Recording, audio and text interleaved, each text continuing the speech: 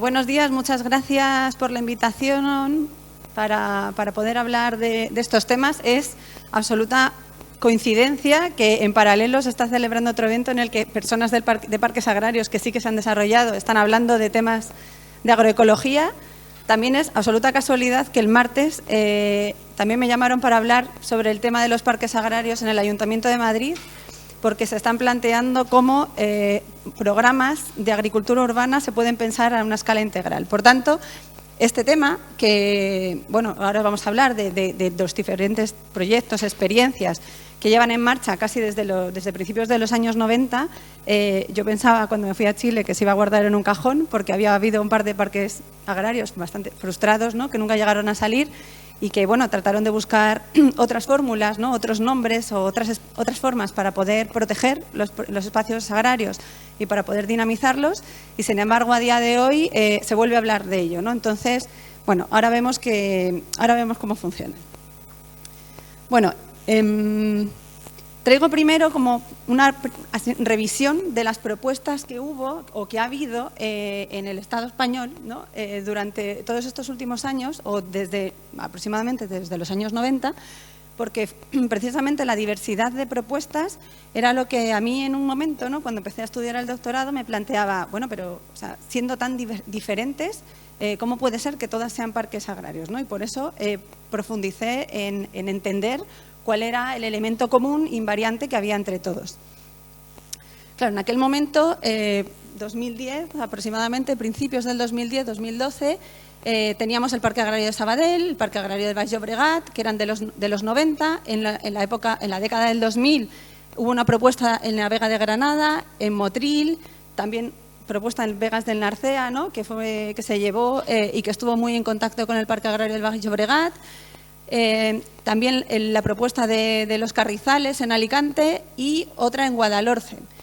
La de Rivas y la de Villena y la de Fuenlabrada, ¿no?, son más finales de la década del 2010 y principios del 2010, y estos eran como la diversidad de espacios productivos que habían estado haciendo las propuestas de parque agrario y en algunos casos pues funcionaron o consiguieron materializar la idea y en otros no, ¿no? Bueno, este es un plano de España, ¿no?, para que se vea la diversidad de dónde estaban las diferentes propuestas, que parecía, bueno, y dónde estaban los que en aquel momento estaban constituidos o no. Este es el puntero. Bueno, la zona de Barcelona parecía un espacio como caldo de cultivo en el que varias de las experiencias había muchas experiencias en muchas propuestas. Por tanto, bueno, y había un caso específicamente relevante que estaba en marcha en aquel entonces, que era el del Baix Llobregat. Así que, pues, allá que nos fuimos, ¿no?, a poder hablar con la gente del parque para entender un poco cómo habían funcionado, cuál había sido la historia. Entonces ahí fue cuando de primeras, ¿no?, conociendo más o menos la diversidad de estos parques, empecé a analizar la genealogía del término de parque agrario, porque claro, no es una figura que nosotros tengamos en la planificación territorial española, ¿no?, de ninguna de las comunidades. Y entonces, precisamente hablando con la gente del Parque Agrario del Baix Llobregat, ¿no?, con Josep Montasel, no sé si alguien le conoce, que era el técnico director del Parque Agrario en aquel entonces, nos contaba que en el fondo era un término que habían tomado prestado del Parque Agrario del Parco Agrícola del Sud de Milano, que era una propuesta de parque natural que la habían convertido, la habían denominado parque agrícola, ¿no?, y que bueno, configura y contiene casi como 50 municipios del sur de la provincia de Milán. Ellos se trajeron el término lo modificaron, con lo cual en el fondo para ellos era un espacio de gestión en principio, y lo aplicaron en el 1993 en el Parque Agrario de Sabadell. ¿Cómo lo involucraron o cómo lo metieron? Bueno, pusieron el nombre, ¿no?, a un espacio, a un área dentro del planeamiento del área de sistemas libres, ¿no? O sea, como que en el fondo se incluyó como una parte de la planificación. Pero no tenía ni gestión, no tuvo gestión durante muchísimo tiempo, simplemente se incluyó el término. Esos mismos técnicos, ¿no? Que formaban parte del Parque Agrario del Baix Llobregat empezaron a tener vínculos con otros territorios en España. Voy a pasar al plano porque aquí se ve bastante mal. Y bueno, empezaron a tener vínculos con otros territorios en España y empezaron a emerger propuestas como, por ejemplo, ¿no? En diferentes épocas de la historia, ¿no? Aquí en 1996 aparece la primera propuesta del Parque Agrario del Baix Llobregat. Después se genera el primer consorcio o aglutinado, ¿no? De todas las entes institucionales y la Unión de Payesos para poder conformarlo. A medida que avanza la historia, ellos empiezan a relacionarse con diferentes territorios y empiezan a aparecer la propuesta de la Vega de Granada, la propuesta del Parque Agrario de Motril, ¿no? Esto en la década de los 2000 y ya más al final, ¿no? Casi 2009, 2010, 11, empieza a aparecer esta otra como segunda generación de parques, propuestas, el del Carrizales, Vega del Narcea, Valle del Guadalhorce, Rivas, Villena, Fuenlabrada, ¿no? Yo en su momento los denominaba como una primera generación de propuestas y otra segunda generación de propuestas porque en el fondo todas las propuestas, además de adaptarse o hacer propuestas específicas para su territorio, también iban incorporando los nuevos retos territoriales, ¿no? Y de sostenibilidad y de ética, ¿no? De derecho a la alimentación, de seguridad, de soberanía alimentaria, que iban siendo acordes al momento en el que también estaban desarrollándose. Bueno, esto es un plano de la movilidad, ¿no? Del Parque Agrario de Milán, se lo traen a Barcelona, de Barcelona también empiezan a aparecer en Carrizales, empieza a aparecer en Granada, vuelven a llevarse los técnicos, vuelven a aparecer y se van a Sicilia y hacen una propuesta allí de Parque Agrario en la cuenca de Oro. Total, el término, gracias a este equipo, ¿no? Este equipo de trabajo de personas se fue extendiendo en la diferente geografía del Mediterráneo. Y luego en España, como desde aquí, ¿no? Ha irradiado también a las diferentes propuestas que había o que hubo hasta el 2015. Bueno, dentro de los diferentes territorios, y por revisar muy rápidamente la diversidad, ¿no? Este es el Parque Agrario, este es el Parque Agrario que sí que existe, de Sabadell, que dentro del planeamiento municipal es un espacio, ¿no? Un espacio delimitado dentro del planeamiento, que tiene delimitado en sí mismo, ¿no? y que está reconocido y que ha funcionado y que a día de hoy, bueno, después de 20 años, consiguieron tener un plan de gestión para poder desarrollarlo.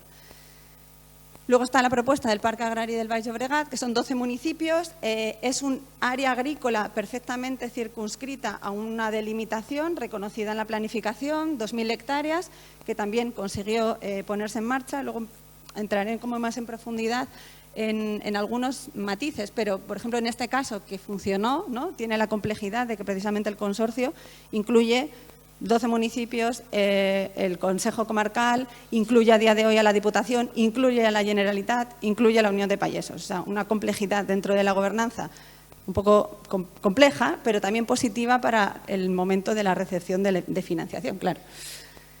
La propuesta de la Vega de Granada, que incluía muchísimos municipios de la Vega y un espacio, bueno, que no llegaba a ser delimitado. En el fondo, esta delimitación fue una delimitación que hizo en su momento Ecologistas en Acción.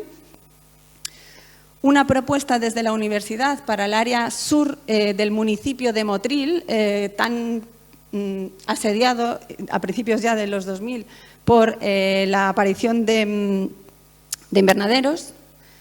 La propuesta de Carrizales, que era un espacio que se encuentra intermedio, ¿no? Entre dos parques naturales, el Parque Natural del Hondo y el Parque Natural de las Salinas de Santa Pola, cómo querían que transformar este territorio, ¿no? Darle el valor como espacio conector entre ambos parques naturales. La propuesta de Vegas del Narcea, que era un elemento, reconocimiento de un elemento bastante lineal, ¿no? En la Vega de Dos Ríos.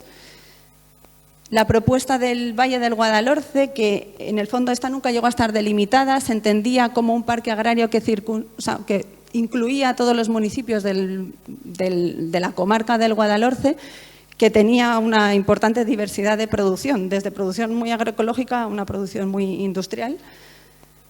La propuesta la propuesta que a día de hoy es Parque Agrario de Soto de Grillo en Rivas, que se encuentra dentro del Parque natural del sureste y que en el fondo tiene la particularidad de que, a pesar de ser un espacio productivo que ya era productivo, a diferencia del resto, se pensó y se configuró como un vivero de empresas, ¿no? En el fondo, el municipio puso a disposición unas parcelas para atraer a personas que quisieran generar nuevas empresas con un pensamiento siempre agroecológico. Esta es la propuesta de Villena, ¿no?, que quería proteger un espacio. En este caso ya existía un plan especial, con lo cual lo que querían era plantear la propuesta del plan de gestión. El parque agrario que existe a día de hoy en Fuenlabrada, que tiene una escala bastante grande, hasta aquí. Es toda esta zona que está con el lineamiento en rojo, que principalmente es de secano, pero bueno, es el segundo parque agrario que se conformó dentro del espacio metropolitano de Madrid.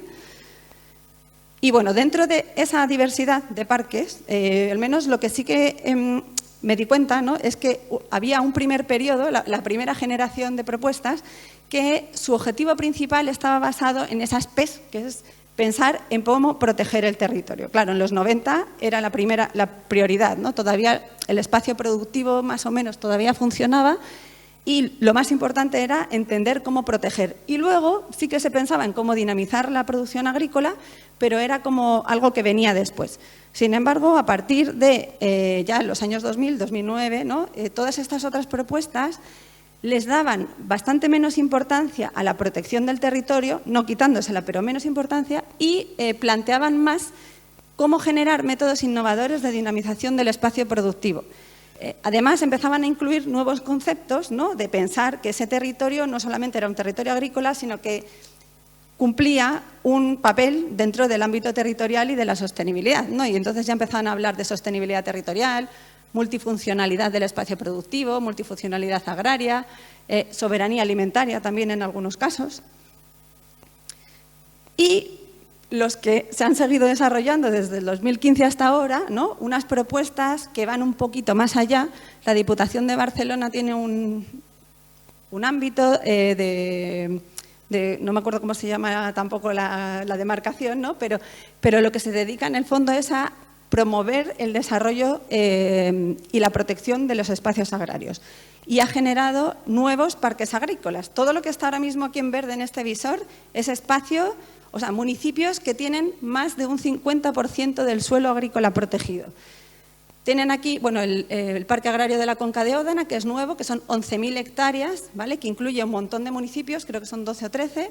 El Parque Agrario del Baix Llobregat, que es el que ya conocíamos, el de Sabadell, y luego otro espacio agrario, que no es parque agrario, pero en el fondo tiene la misma configuración, Sinsenis y Mataro, que son 222 hectáreas. En el fondo está haciendo una propuesta muy importante por poder proteger ese territorio, pero además la Diputación les ayuda a desarrollar en términos de la gestión, ¿no?, y también de cómo conformar la gobernanza. Y hay una propuesta a día de hoy, ¿no?, exploratoria desde la Universidad Politécnica de Cartagena de cómo generar o plantear una primera idea de parque agrario en lo que ellos llaman la cuenca vertiente del Mar Menor, que en principio es, bueno, la Huerta de Murcia, ¿no?, de cómo transformar ese territorio, que a día de hoy es un espacio con una agricultura muy intensiva y convencional, en un espacio, y bueno, y con mucha presión urbanística, en un espacio un poco más pues más sostenible, ¿no? Entonces, bueno, aquí tenemos la tabla general y el tema era mostraros cómo muchos de esos proyectos tienen, bueno, una diversidad de objetivos muy grande, ¿no?, una diversidad de escalas también, una diversidad de espacios de donde se encuentran localizados, diversidades institucionales, de enfoques y de propuestas. Vemos que aquí, ¿no?, estos son los diferentes casos de estudio, los años en los que se proponía, las diferentes hectáreas, ¿no?, que van desde 200 a, no sé, una propuesta de 20.000 en el Vallés, 90 en Rivas, que es el más pequeñito, y luego tenemos una amplia diversidad. Después tienen una también importante diversidad de municipios en los cuales están incluidos, ¿no? Hay algunos que, bueno, el Vallés proponía 62 municipios, otros entre 1 y 5, ¿no? Y otros, bueno, algunos que son de un único municipio, como por ejemplo el caso de Sabadell, el caso de Rivas o el caso de Fuenlabrada, que han sido capaces de poder sacarlo adelante, tal vez por la menor dificultad, ¿no? Para poder ponerse de acuerdo, pero por otro lado con otras dificultades por al final solamente poder proteger un espacio muy circunscrito a su municipio. No todos son de espacios periurbanos, ¿no? Había algunas propuestas que se encontraban no tan vinculadas con el espacio urbano, ¿no? Por ejemplo, las propuestas de Carrizales o en su momento la de Vega del Narcea o esta catalana de Val del Bas o la del Bàster, eran espacios productivos que pues, no se encontraban como los otros tocándose, ¿no? Efectivamente, tocándose totalmente con la ciudad. Los espacios productivos también son muy diferentes, no todos son de hortofrutícolas, ¿no? Algunos son de secano, otros son de cereales, hay una amplia diversidad. Y luego, bueno, este era el estado en el que se encontraban, en el que, bueno, cuando hice esta tabla había 2, ¿no? Y a día de hoy ya tenemos también, bueno, está el Sabadell, Bajo Llobregat, el Rivas y Fuenlabrada, perdón, había 4, y ahora tenemos que añadir el de la Cuenca de Òdena, ¿no? Conformado en 2022, y el Delta de la Tordera. Bueno, ¿y qué problemas abordan? A ver, las ciudades con su crecimiento periurbano, ¿no? Con su expansión descontrolada en muchas ocasiones, ha generado una fuerte presión en el espacio periurbano y en algunos casos no tan periurbano, ¿no? Como generando ya un hinterland de fragmentación territorial, que ha implicado pues, bueno, una primera periurbanización y después una metropolización del territorio, que sumado a la transformación del sector agrícola y a la industrialización y a su deslocalización, pues ha hecho que muchos de los territorios circundantes, ¿no? Que previamente eran agrícolas, se encuentren en una situación en la que, bueno, casi que en muchas ocasiones son expectantes, ¿no? Y no encuentran la fórmula de poder seguir subsistiendo frente pues, a la gran industria de la alimentación. Claro, este es un diagrama que se hizo en su momento, ¿no? Cuando hablamos de lo endógeno de un espacio productivo, es cuáles son los problemas agrarios, lo exógeno es cuáles son los problemas del crecimiento o de la presión urbana que se ejerce sobre ese territorio, ¿no? A una escala tanto local como territorial, pues el análisis nos daba que existían muchos problemas, ¿no? Desde la dimensión tanto económica, ambiental como social, ¿no? Desde las rentas bajas de la actividad agrícola no competitiva, explotaciones en muchos casos obsoletas, la falta de relevo generacional, el bajo PIB agrario, las infraestructuras en muchos casos territoriales ya ineficaces y el no compromiso de los consumidores nos daban un gran problema dentro de lo que es la actividad agrícola, ¿no? Y como los problemas vinculados con la presión urbana, pues el aumento del precio del suelo, la inserción de usos periurbanos en el espacio territorial rural, el uso de esos espacios como ocio y esparcimiento y luego pues, el crecimiento del proceso urbanizador, entender también en muchos casos estos ámbitos como espacios vacíos para infraestructuras y no entender el valor que tienen en sí mismos por ser espacios productivos y en general bueno, el desprestigio del mundo agrario.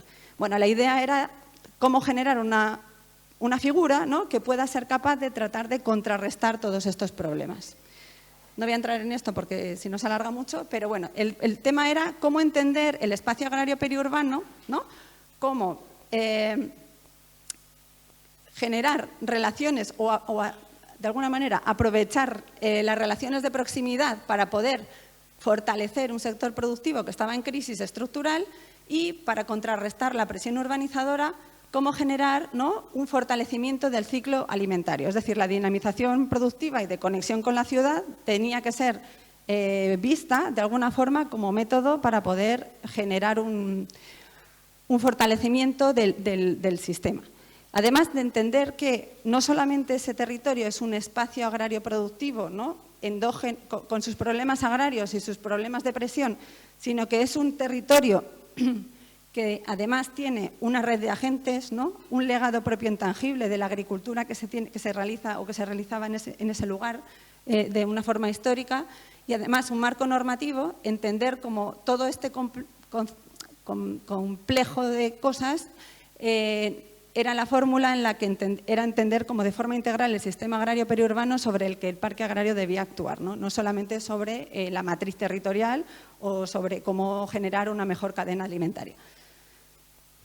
Entonces, bueno, esta era como una idea de cómo era el parque agrario, ¿no? En el fondo era una delimitación del espacio desde la perspectiva de la planificación, que no se ve aquí, pero que hay muchas líneas de puntitos que se van conectando mediante diferentes elementos a la ciudad. Es decir, un territorio que tenemos que generar los vínculos para reconectar con la ciudad. Claro, del análisis inicial yo veía que la propuesta general tenía, pues siempre estaba basada de un instrumento de planificación que en general, ¿no? Su objetivo era la protección de la base territorial, un plan de gestión de desarrollo cuyo objetivo, sobre todo en los primeros, era específicamente la dinamización de la actividad, y luego, pues en el Baix Llobregat lo denominaban consorcio, que en el fondo es el espacio de gobernanza. Y yo veía que estos tres elementos, ¿no? Eran los elementos clave que configuraban, que podían configurar la figura de parque agrario. Hacía falta una pequeña pata central inicial, ¿no? Que es como el proyecto de parque agrario. La idea que cada sistema agrario periurbano, con sus agentes, con su marco normativo, con sus elementos territoriales geográficos y con la capacidad y los modos de agricultura que existen en el lugar, ¿no? Ve y tiene una visión de cómo quiere transformarse. Claro, no es lo mismo el Parque de Soto de Grillo, que decidió el ayuntamiento generar un vivero de empresas para que directamente fuese agroecológico, que transformar un Baix Llobregat o la Huerta de Murcia, que son totalmente convencionales y que tú que te planteas una potencial transición muy poco a poco de algunas empresas, ¿no? Y no es lo mismo un espacio gigante que un espacio mucho más pequeño con una capacidad diferente, y no es lo mismo un espacio con una mayor capacidad de financiación que otro, ¿no? Entonces, primero, generar una visión para poder después plantear cómo funcionan los otros mecanismos. Claro, la gobernanza tiene que materializarse en un ente gestor, la ordenación territorial tiene que materializarse en un instrumento urbanístico y la gestión tiene que transformarse en un plan de gestión. Pero el camino de esta línea verde varía en función de cada uno de los territorios. La gobernanza, claro, es necesario que se plantee en términos verticales y horizontales. Hay que incluir a los agentes del territorio, ¿no? Por ejemplo, todas las asociaciones productivas, en algunos casos asociaciones ecológicas también, ¿no? Bueno, todos los elementos o los agentes territoriales en un ámbito horizontal que tengan y que quieran tener, ¿no? Formar parte del proyecto. Pero también los elementos verticales. No sé, en Barcelona estábamos hablando antes la complejidad del tema, ¿no? De tener a los municipios, al Consejo Comarcal, a la Diputación y a la Generalitat. Claro, alinear eso verticalmente es súper difícil. Sin embargo, conseguir meter todas esas líneas verticales permite poder acceder a diferentes fórmulas, ¿no? Para poder también generar o tener mayor potencial financiación. En términos de la ordenación del territorio, y por eso no lo llamaba planificación, porque, bueno, en primer lugar hay que asegurarse que ese territorio se proteja, ¿no? Cuanto más capas de protección, ¿no? Plan general, más plan territorial que genere y que vincule, y ojalá esa ley que se comentaba antes, ¿no? De una protección específica de los espacios productivos de alto valor, mejor.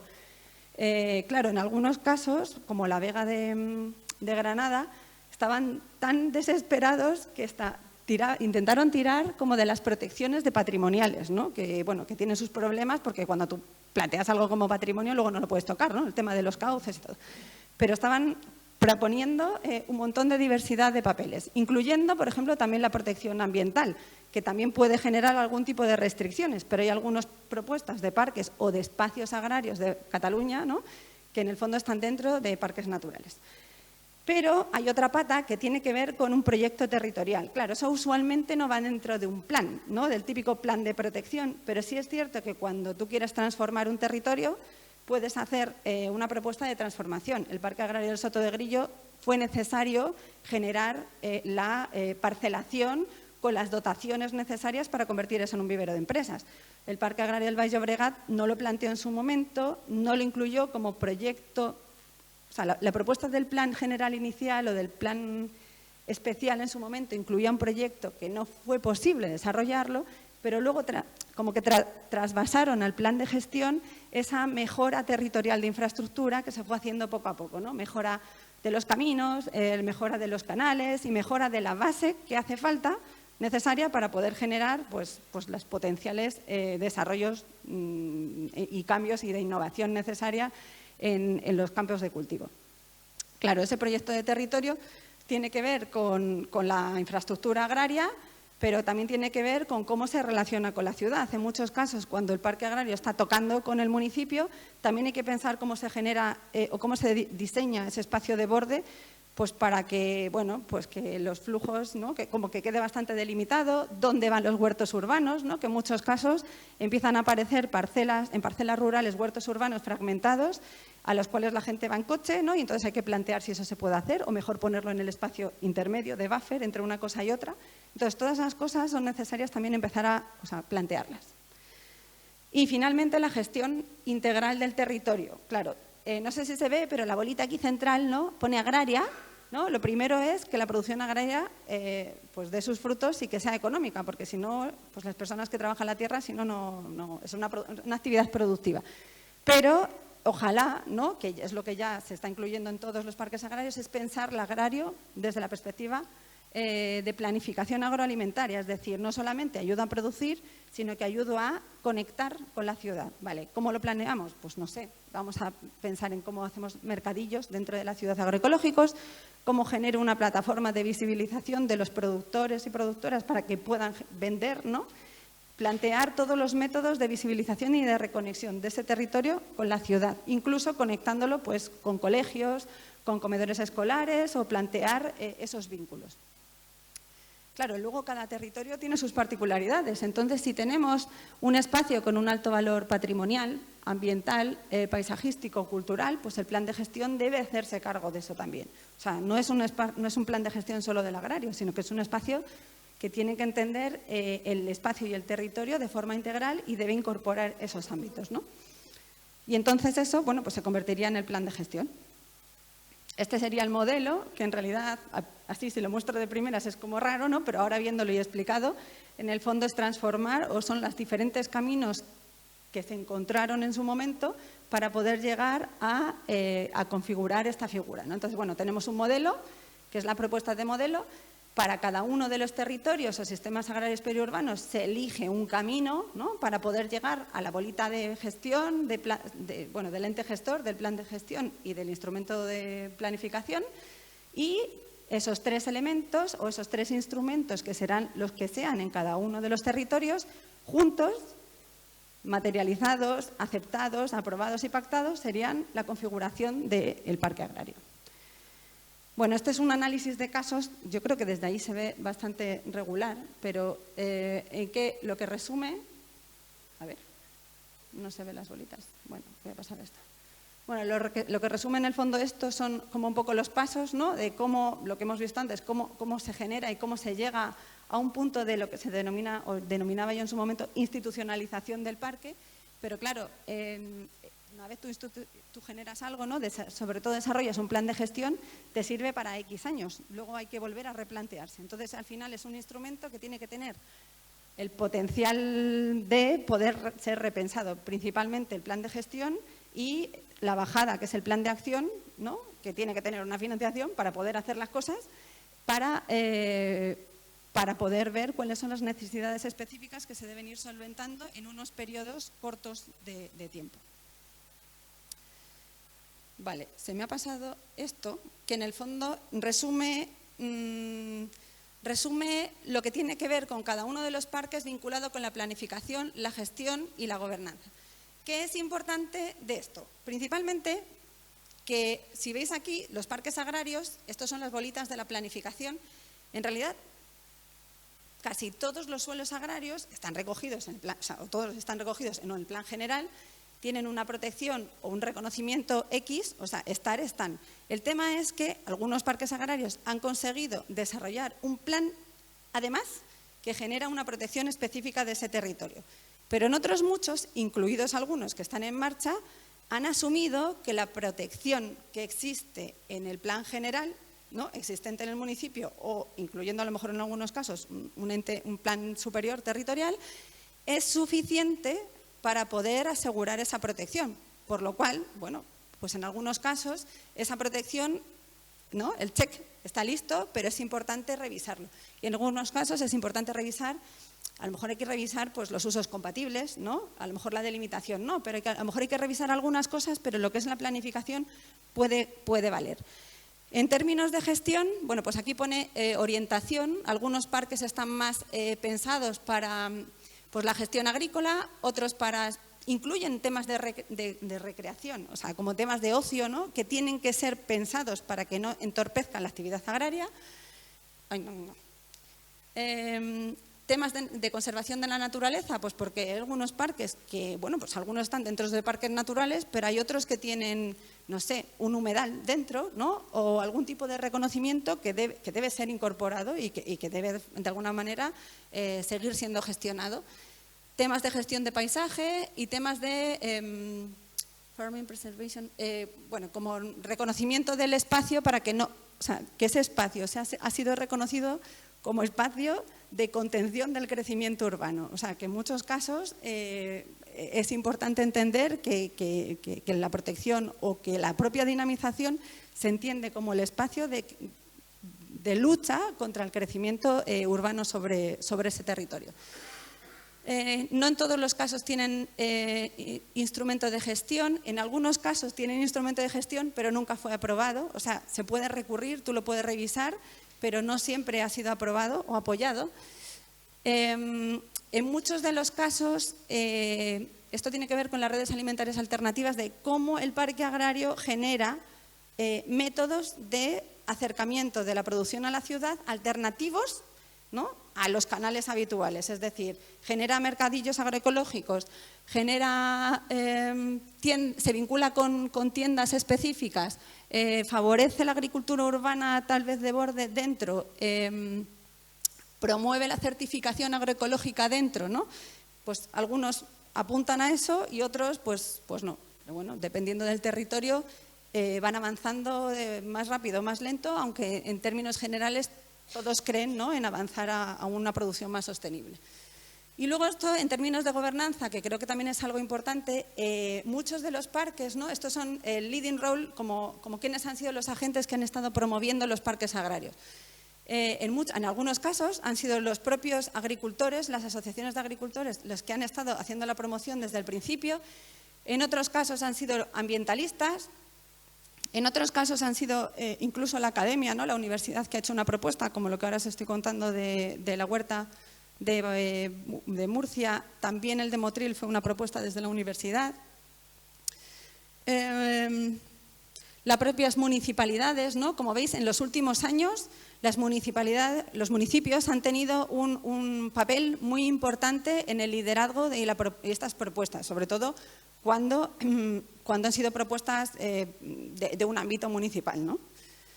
Y luego están los gobiernos, las provincias y las regiones, ¿no? En las provincias, claro, en estos dos puntitos son la provincia de Barcelona, bueno, de hecho los tres, la provincia de Barcelona, por esa mentalidad que tiene de promover y de asegurar la producción agraria. Y en algunos casos el gobierno regional, que también en este caso son los que tienen que ver con Barcelona, que la Generalitat de Cataluña está, pero llegó mucho más tarde, o sea, se incorporó mucho más tarde a todas las propuestas. Sin embargo, ahora les da un apoyo y un sustento financiero bastante importante. Algunas han sido, bueno, esto que se llama de arriba abajo, de abajo arriba, ¿no?, propuestas que vienen implantadas de arriba, ¿no?, y que han tenido que ser consensuadas con el territorio, y otras propuestas que venían de abajo y que han tenido que ser consensuadas con los de arriba. De las de abajo para arriba, la única que ha funcionado es la del Baix Llobregat, porque fue la Unión de Payesos la que hizo la propuesta allá por los 70.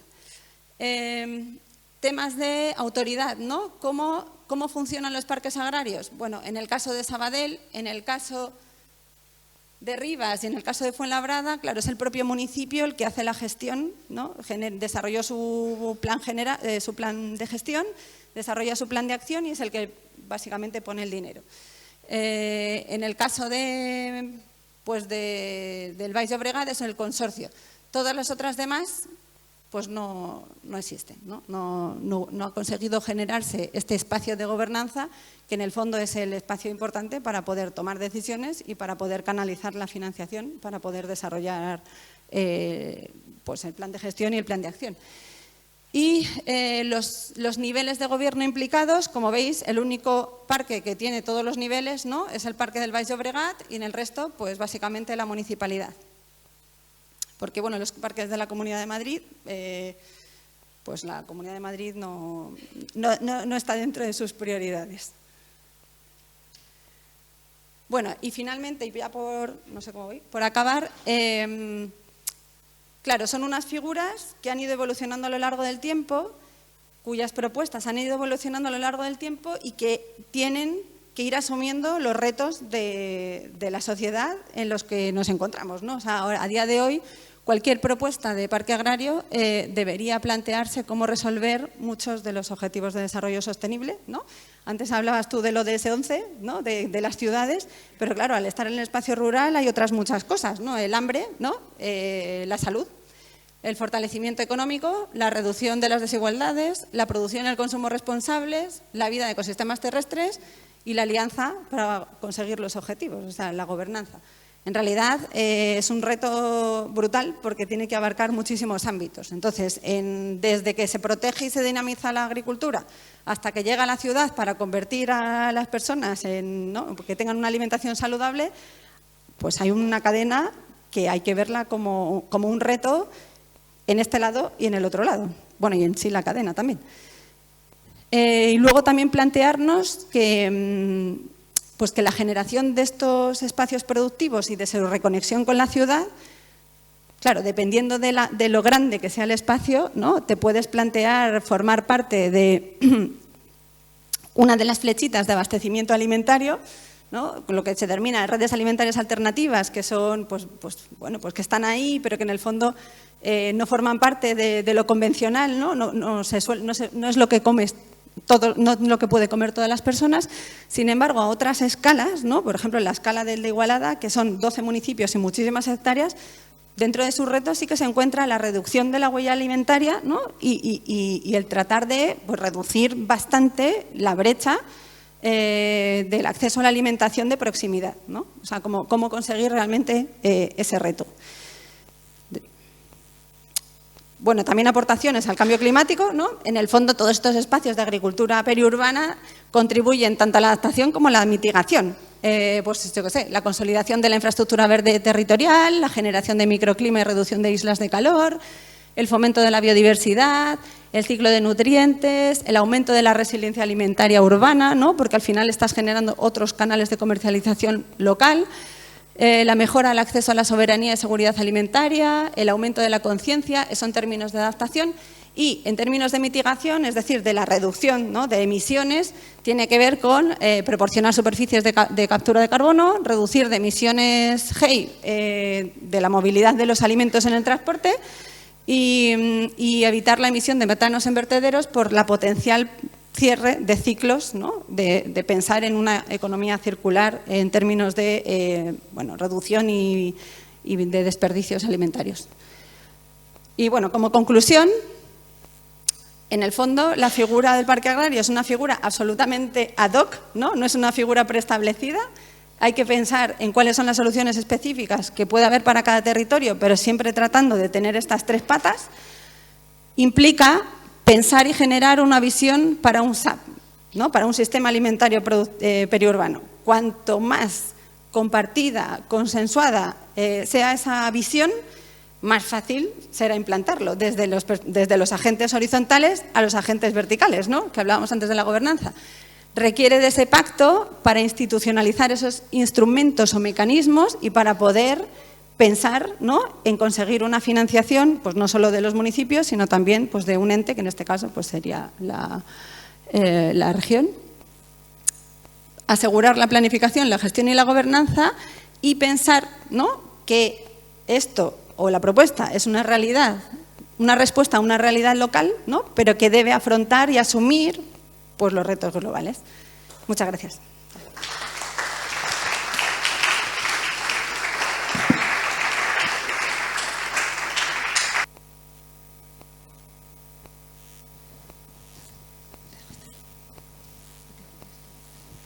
Muchísimas gracias a Ana.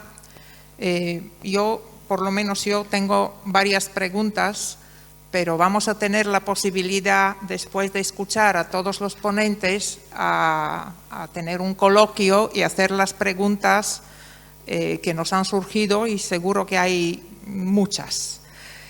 Ahora vamos a proseguir con nuestro programa